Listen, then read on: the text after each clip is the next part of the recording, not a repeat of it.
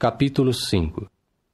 Todo aquele que crê que Jesus é o Cristo nasceu de Deus, e todo aquele que ama a esse que fez nascer, ama também aquele que nasceu desse. É assim que obtemos o conhecimento de que estamos amando os filhos de Deus, quando amamos a Deus e cumprimos os seus mandamentos. Pois o amor de Deus significa o seguinte: que observemos os seus mandamentos.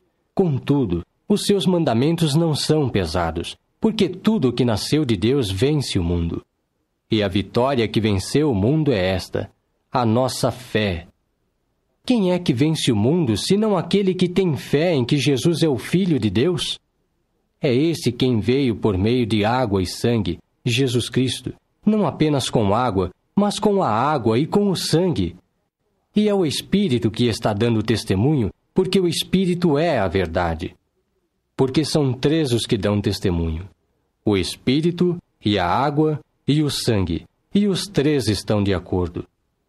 Se recebemos o testemunho dado por homens, o testemunho que Deus dá é maior, porque o testemunho dado por Deus é o seguinte: o fato de que Ele tem dado testemunho a respeito do seu Filho.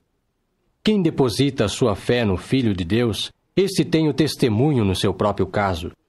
Quem não tem fé em Deus, fez dele um mentiroso, porque não depositou fé no testemunho dado, o qual Deus, como testemunha, tem dado a respeito do seu Filho. E o testemunho dado é o seguinte: que Deus nos deu a vida eterna, e esta vida está em seu Filho. Quem tem o Filho, tem esta vida. Quem não tem o Filho de Deus, não tem esta vida. Escrevo-vos estas coisas para que saibais que tendes vida eterna, vós os que depositastes a vossa fé no nome do Filho de Deus. E esta é a confiança que temos nele, que não importa o que peçamos segundo a sua vontade, ele nos ouve. Ainda mais, se soubermos que ele nos ouve com respeito àquilo que pedimos, sabemos que havemos de ter as coisas pedidas, visto que as pedimos a ele.